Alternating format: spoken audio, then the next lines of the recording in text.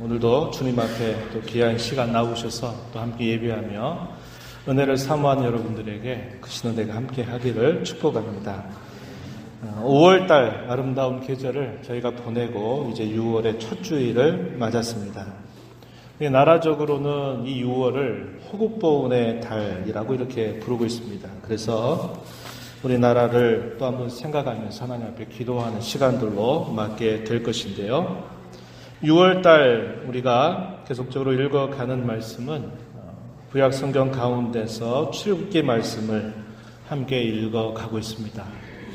매일 새벽마다 말씀을 통해서 앞서 가시는 주님의 말씀을 듣고 또 그 교훈을 받으면서 우리의 신앙의 걸음을 함께 전진하고 있습니다. 이 출애굽기의 말씀은 하나님께서 자기 백성들에게 행하시는 구원, 이것에 대한 가장 선명하고 확실한 그림을 그려줍니다. 하나님께서 구원하신다고 하는 것이 과연 무엇을 뜻하는지, 그 구원 속에 나타나시는 하나님의 손길이 무엇인지, 또 하나님께서 자기 백성들에게 베풀어 주시는 그 은혜가 무엇인지, 이것을 출애굽기에서 잘 나타내 주고 있습니다. 우리가 세상의 사람들에게 전도를 하면서 하나님께서 구원하셨습니다. 여러분 구원받으셔야 합니다. 이런 이야기들을 하게 되면 내가 뭘 구원받아요? 나 구원받을 거 없는데요. 내 삶에 아무런 문제가 없는데요. 난 너무 평안한데요. 나 구원 필요 없어요. 이렇게 사람들이 반응하죠. 우리가 말하는 이 구원의 의미가 단순히 삶의 어려움으로부터 건져낸다, 그걸 뜻하는 게 아니라 자신도 알지 못하는 사이에 사망의 권세 아래 굴복당하고 사단에게 알지 못하면서 끌림을 받아 노예처럼 살다가 결국 피할 수 없는 영원한 형벌에 빠진다고 하는 것을 사람들은 그것을 감지하지 못합니다. 그래서 구원받아야 됩니다. 여러분은 구원받아야 됩니다. 이렇게 말하면 그게 전혀 다가오지 않는 이야기처럼 들리게 된다고 하는 겁니다. 하나님께서 이스라엘 백성들에게 말씀하실 때 나는 너희의 하나님이다, 너희는 나의 백성이다 라는 말씀을 끊임없이 되뇌어 주시는데 이스라엘 백성들이 되물을 수 있죠. 하나님께서 우리 하나님 된다는 게 뭘 말하는지 모르겠습니다. 우리는 늘 일상을 그저 그럭저럭 살아가고 있고 특별한 어려움 없이 살아가고 있는 거 아니겠습니까? 이렇게 되물을 수가 있는 겁니다. 그래서 하나님은 이스라엘 백성들에게 역사의 큰 흐름을 통해서 하나님께서 그 백성을 구원하신다고 하는 것이 무엇인가를 결정적으로 보여주시기를 원하셨던 겁니다. 그래서 이스라엘 땅, 이 가나안 땅에 큰 흉년과 기근이 들었고 그로 인해서 애굽 땅에서 그 어려움을 겪게 하시면서 거기에서 많은 민족을 이루게 하시고 마침내 때가 될 때 이 애굽으로부터 그 백성들을 건져내시는데 그 건져내시게 되는 상황은 애굽 나라가 왕조가 바뀌면서 이스라엘 백성들을 환대했던 그 왕조가 아니라 이스라엘 백성들을 두려워한 나머지 그들을 노예로 삼아서 아주 고된 일들을 하게 만드는 그런 혹독한 왕조로부터 하나님께서 그의 전능하신 능력으로 말미암아 그 백성들을 건져내주시는 겁니다. 그걸 통해서 내가 너희의 하나님이 된다는 것이 바로 이런 것이란다 하는 것을 역사 속에 심어주시게 되는 겁니다. 그에 대한 기록을 우리는 이 출애굽기의 말씀을 통해서 확인하게 되는 겁니다. 하나님께서는 이 출애굽기를 통해서 그 백성들에게 끊임없이 강조하시는 바가 있는데 그게 뭐냐면 하나님이 누구인 줄 알라고 말씀하시는 겁니다. 내가 누구인 줄 너희는 분명히 알아라 이렇게 말씀을 하시는 겁니다.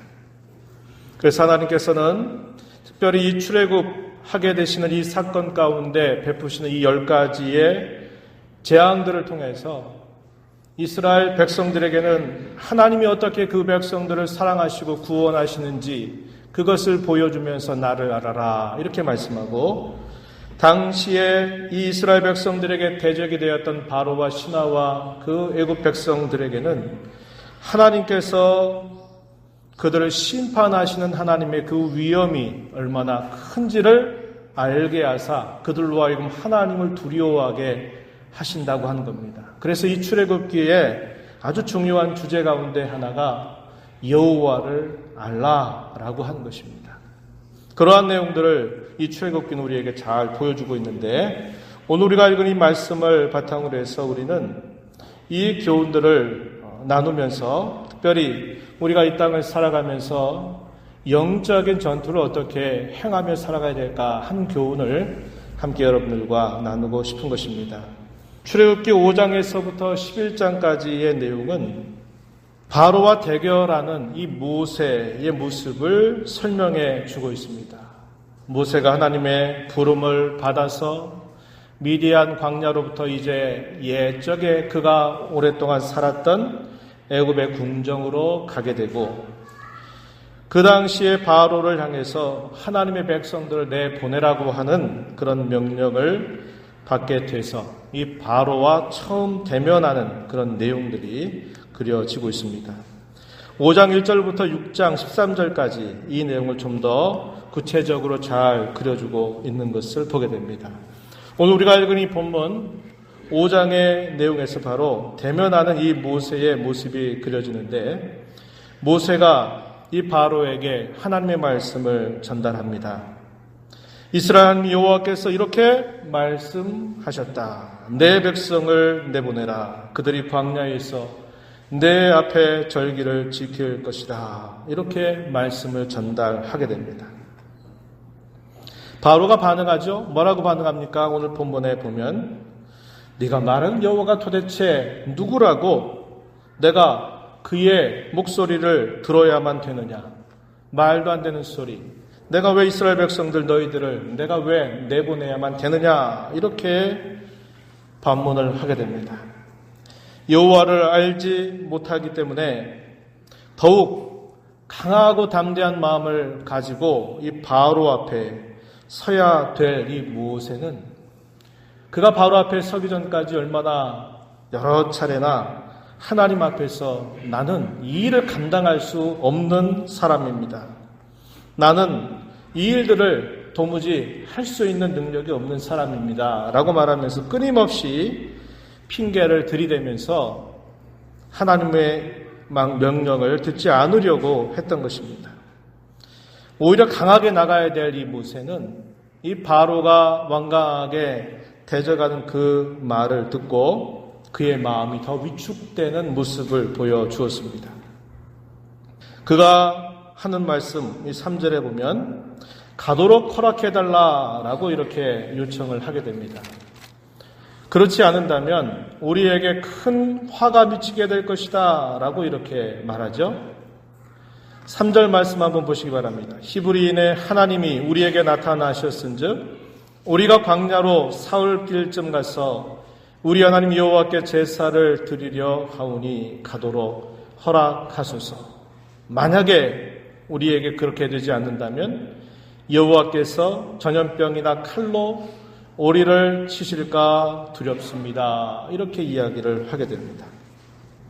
하나님의 말씀을 자세히 살펴보면 하나님께서는 심판을 누구에게 내리겠다고 말씀하시냐면 바로와 그의 백성들에게 내리실 것을 말씀하셨어요. 그러면서 모세에게 너는 가서 내 말을 전하기만 하라 라고 이렇게 하나님이 말씀하시는데, 이 모세가 얼마나 위축이 됐는지 표현이 굉장히 약해져 버린 겁니다.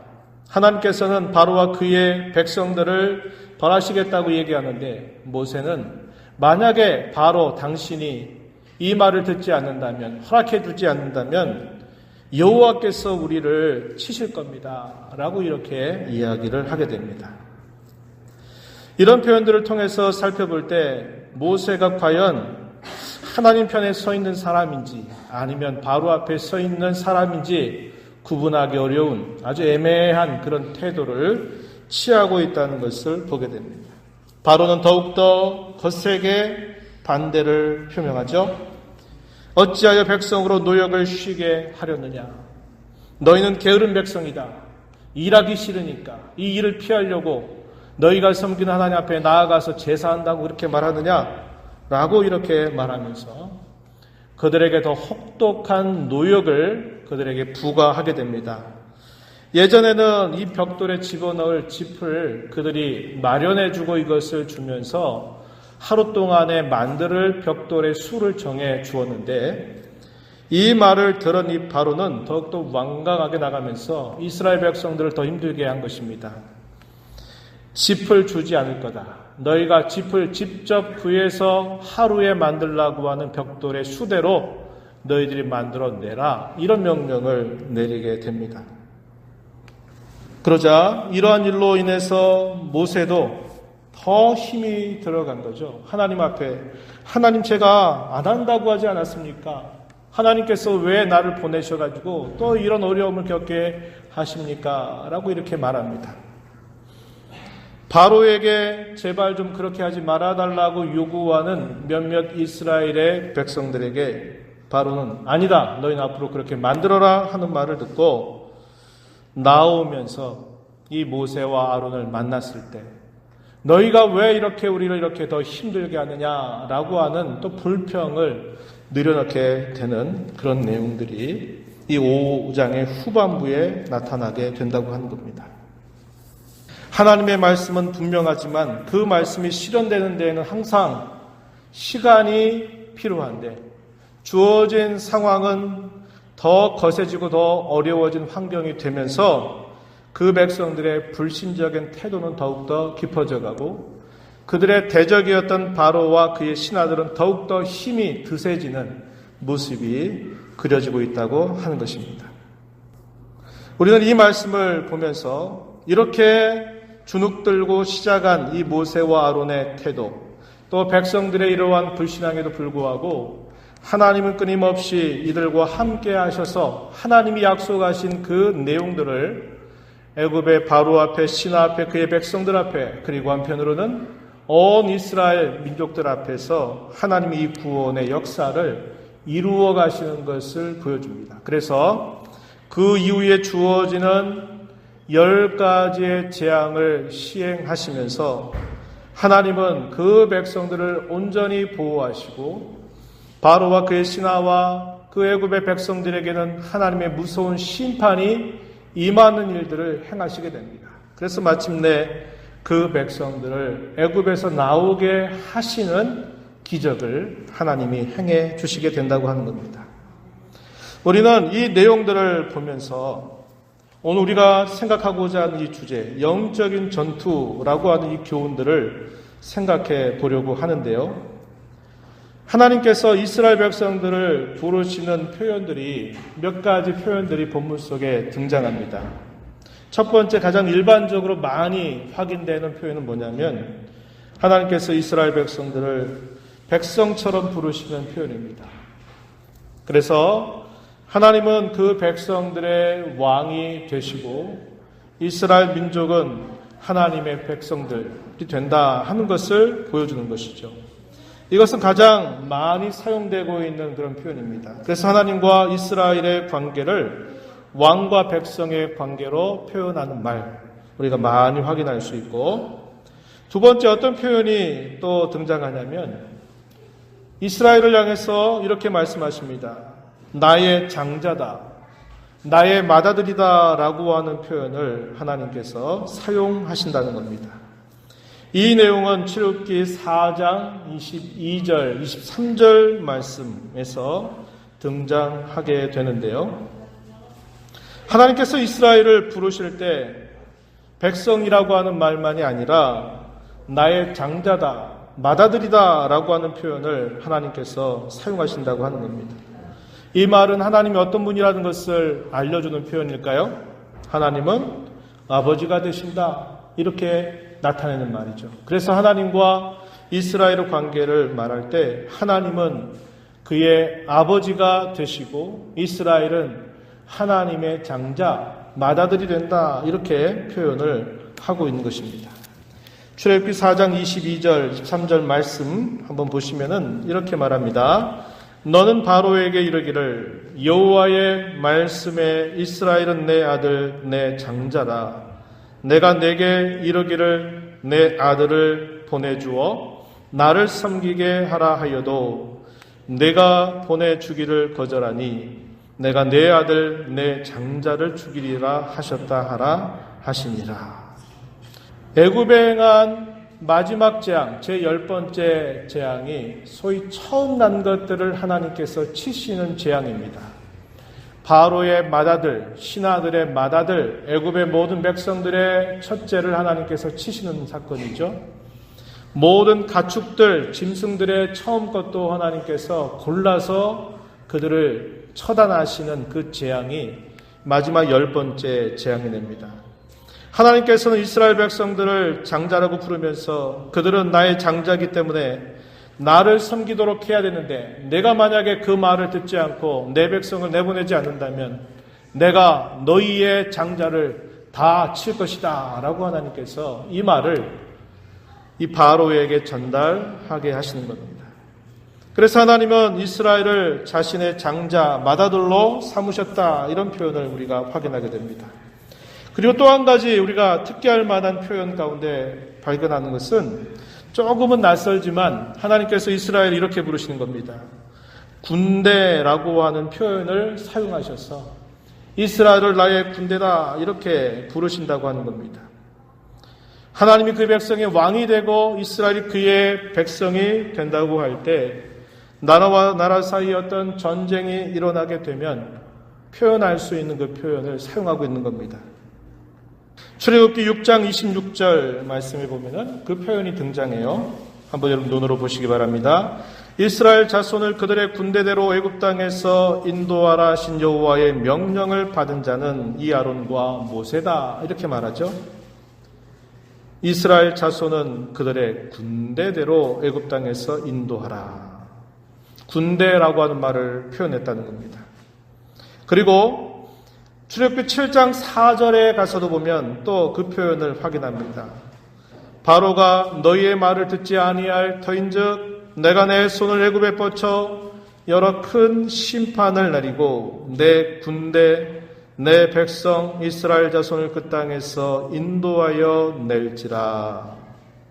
여기서도 내 군대, 내 백성이라고 하는 표현을 사용하셔서 이스라엘을 군대라고 표현하신다는 겁니다.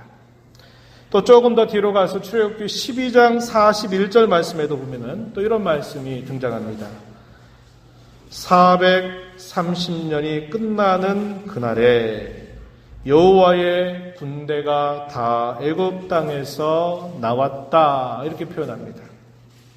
430년 동안의 애굽 생활을 청산하고 하나님께서 구원을 베푸셔서 애굽에서 나오게 된 그날 여호와의 군대 이스라엘을 그렇게 표현하면서 다 애굽 땅에서 나왔다 이렇게 표현을 하신 겁니다. 이스라엘 백성들은 전쟁에 능한 훈련받은 백성이 아닙니다. 400여 동안 애굽에 살면서 그들은 거의 노예와 같은 생활을 한 민족입니다. 전쟁을 할 필요가 없었어요. 처음에는 환대를 받으면서 얹혀 살다가 이제 요셉이 죽고 또 요셉을 알지 못하는 왕이 일어나고 격변이 일어나면서 그때부터 이스라엘 백성들은 이제 노예살이로 전락하게 되는 삶을 아주 오랜 시간 살아온 겁니다. 그들에게 무슨 전쟁이 필요하겠습니까? 그들이 애굽의 사람들, 애굽의 바로의 눈치를 잘 보고 적절하게 그 말을 잘 따라 살면 먹고 사는 문제가 없었던 사람들이었다고 하는 겁니다. 그런데 하나님께서는 이스라엘 백성들을 향해서 싸움도 할 줄 모르고 싸움 훈련을 받지도 않은 그 백성들을 향해서 군대라고 부르시고 계신 겁니다. 이스라엘 민족은 천연병에 지나지 않습니다. 여러분 우리나라 역사에서 학도병들 기억하시죠? 6.25 전쟁이 발발할 때 나라가 어려움에 처하니까 학교에서 공부를 하던 학생들이 나라가 어려운데 우리가 어떻게 학교에서 공부하겠느냐 하고 그들이 나와서 또 그들이 무기를 들고 전쟁에 나가서 싸웠던 초년 그런 군사들 학도병이라 이렇게 부르고 있습니다. 그들이 얼마나 잘 싸울 수 있겠어요. 한 번도 전쟁 훈련이 없었던 그들이 다만 나라를 사랑하는 그 한 가지의 마음을 가지고서 목숨을 걸고 이 나라를 지키기 위해서 살았던 거 아니겠습니까? 우리가 이제 6월 6.25 사변, 6.25 전쟁을 우리가 또 기념하게 되는 날이 다가오는데 마치 이런 그때의 학도병들처럼 이스라엘 민족은 싸움의 훈련도 없고 경험이 없는 그 백성들이었음에도 불구하고 하나님은 그들을 군대라 이렇게 부르시고 계신다는 겁니다. 이 말을 다르게 우리가 살펴본다면 하나님께서 이스라엘 군대로 부르시는 것은 하나님께서 마침내 이스라엘을 하나님의 군대로 세워 가시겠다라는 것을 약속하시는 말씀이다. 이렇게 이해할 수 있습니다. 여러분, 전쟁이라고 하는 말과 전투라는 말 우리가 사용할 때 이 말이 같은 뜻처럼 보이지만 실제로 좀 더 정확하게 보면 약간 그 뜻이 좀 차이가 있습니다. 전쟁이라고 하는 이 말은 국어사전을 살펴보면요 이렇게 표현되어 있습니다. 전쟁은 병력에 의한 국가 상호간 또는 국가와 교전 단체 간의 싸움을 의미한다 이렇게 말했습니다. 쉽게 말하면 전쟁이라고 하는 말은 나라와 나라 사이에 병력을 가지고 싸우는 것을 우리가 전쟁이라고 말한다는 겁니다. 그러나 전투라고 하는 말은 그와 좀 다른 뜻인데요. 전투는 사전을 찾아보면 이렇게 말합니다. 두 편의 군대가 무장해서 싸우는 것, 이걸 전투라고 부릅니다. 그러면 이 전쟁과 전투는 개념이 싸운다 하는 면에서는 같지만 그러나 정확하게 생각해 보면 그 뜻이 다르다는 거예요. 전쟁이라고 하는 말은 나라와 나라 사이에 병력을 가지고 싸우는 것을 말하고 전투라고 하는 것은 군대와 군대 사이 서로 생각을 달리한 두 편의 군대가 무장해서 싸우는 것을 전투라고 말하는 겁니다. 그러면 이 전쟁이라고 하는 이 말의 의미는 굉장히 넓은 의미, 큰 의미를 가지고 있고 전투라고 하는 것은 그에 비하면 작은 그런 의미를 가지고 있다는 것을 우리가 알게 되는 겁니다.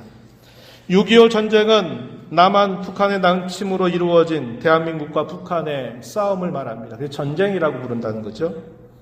나라 간에 발생한 싸움을 말합니다. 약 3년간의 전쟁 속에서 엎치락 뒤치락 하는 전투가 계속적으로 반복이 됐습니다. 그러면서 때로는 승리하기도 하고 때로는 패배를 거듭하기도 했다는 겁니다. 그러다 마침내 결국 남한과 북한이 정전이 된 상태로 끝난 것, 이게 우리가 6.25 전쟁으로 알고 있는 것입니다.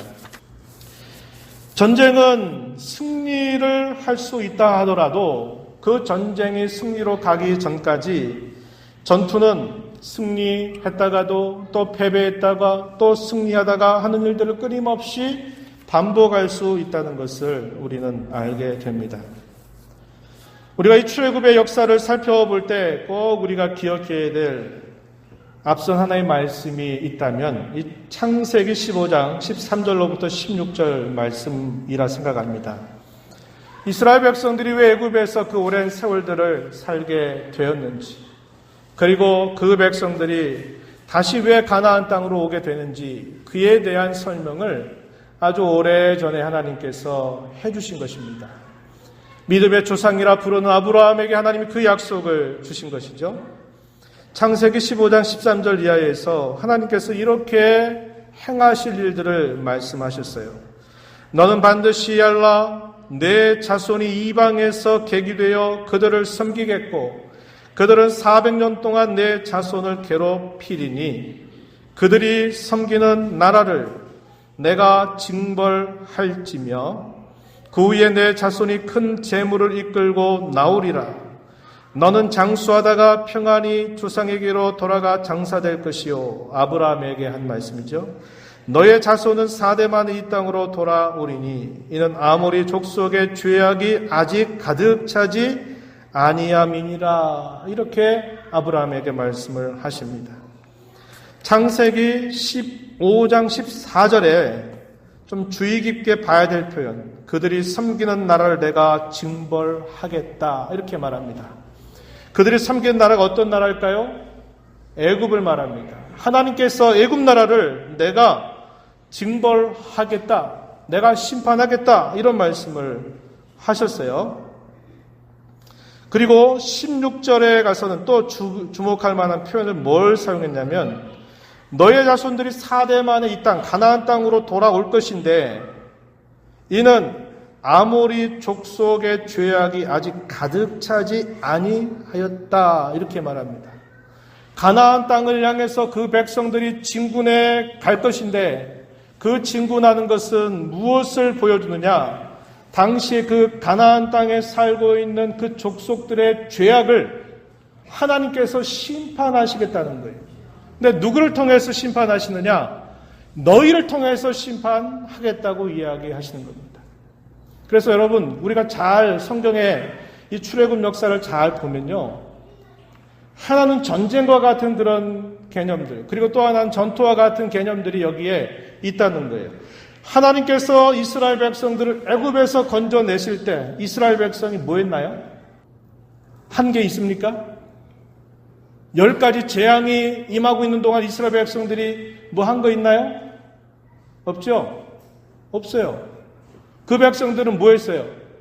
지켜본 겁니다. 뭘 지켜봐요? 하나님께서 행하시는 구원과 심판을 그들은 지켜봤어요. 너희는 가만히 있어. 내가 너희의 하나님됨을 알지어다. 전쟁은 나에게 속해 있다 라고 말하면서 하나님께서 오직 홀로 이 애굽 나라를 심판하시는 일을 행하신 겁니다.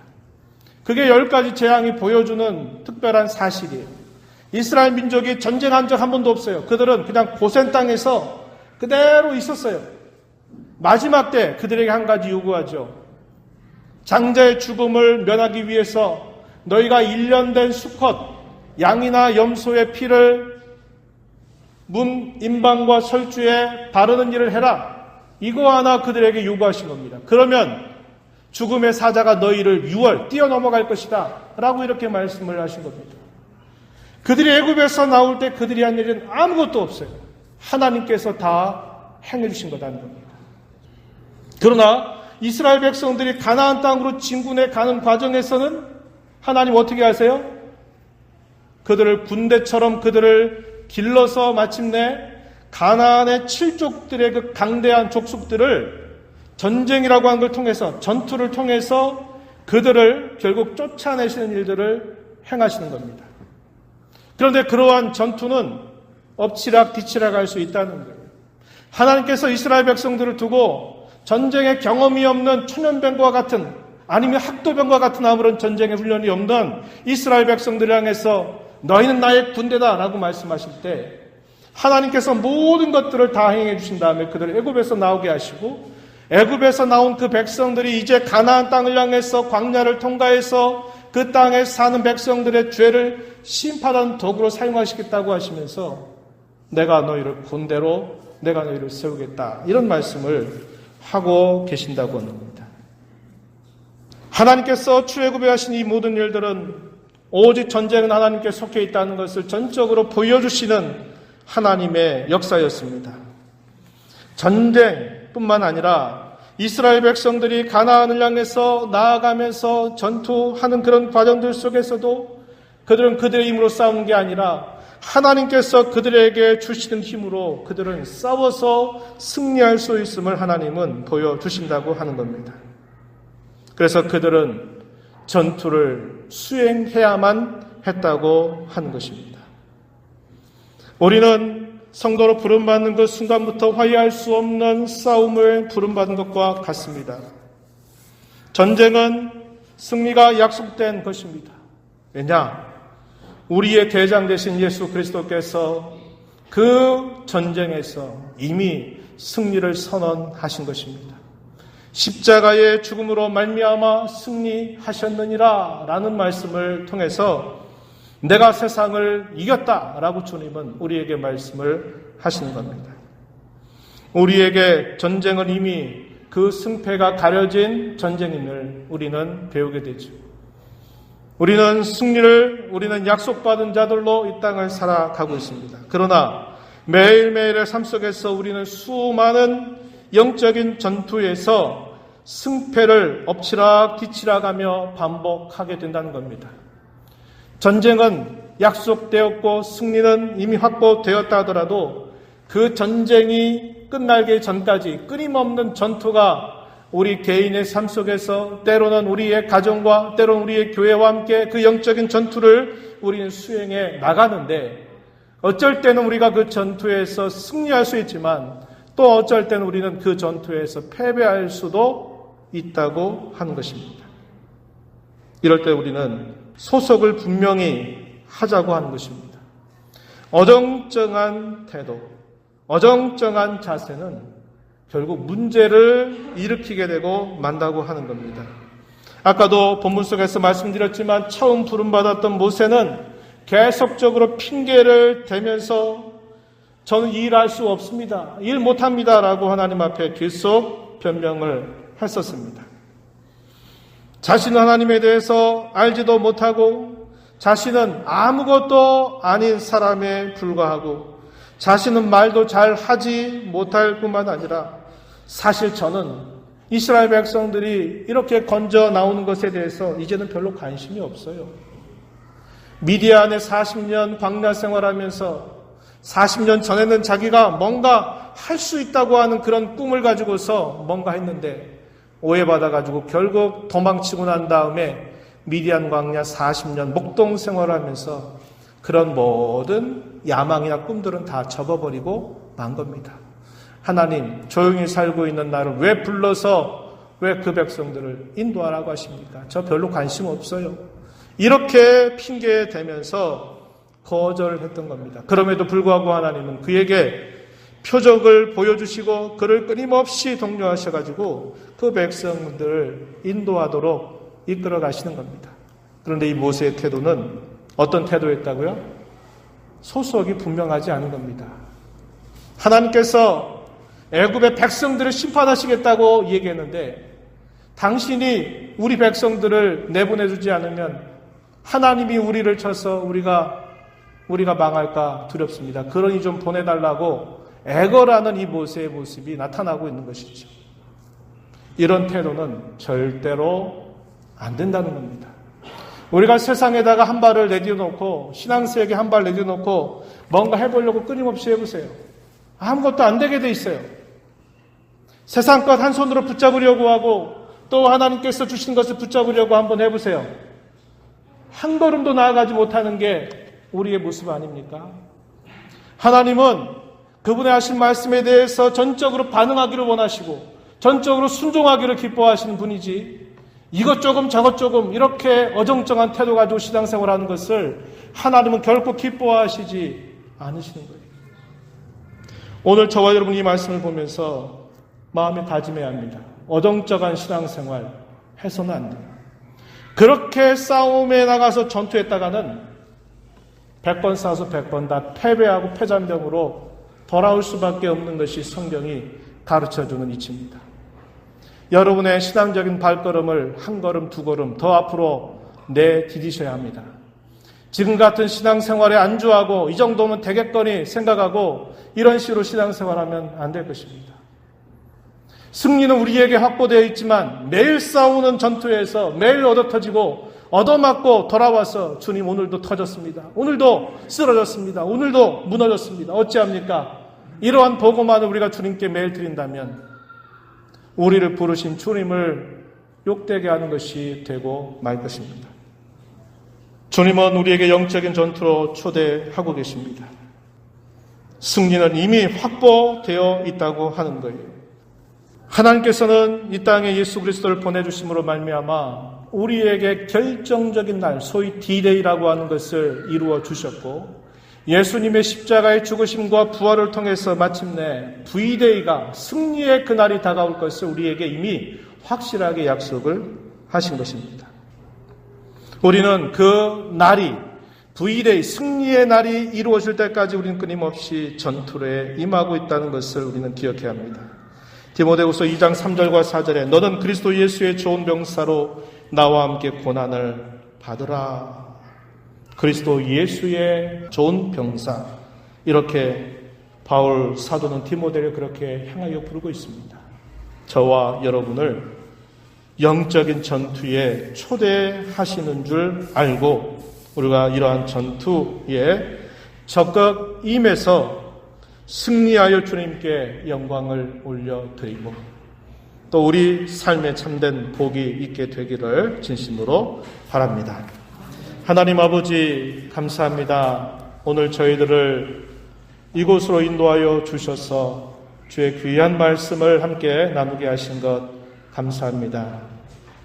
너희는 가만히 있어 내가 너희의 하나님 됨을 알지어다 라고 말씀하신 하나님, 애굽 나라를 오직 하나님의 재앙으로 말미암아 그 백성들을 심판하시고 이스라엘 백성들을 온전히 그들을 건져내시면서 그 백성들을 향해서 너희는 나의 군대다 이렇게 말씀을 하십니다.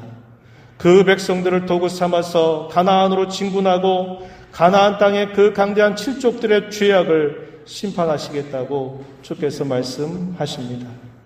그리스도의 군사로 초대된 것을 감사히 여기며 주의 말씀을 잘 듣고 더 하나님을 신뢰하며 믿음으로 살면서 승리의 전투를 살아가는, 수행하는 저희 모두가 되게 하여 주옵소서. 예수님 이름으로 기도하옵나이다. 아멘.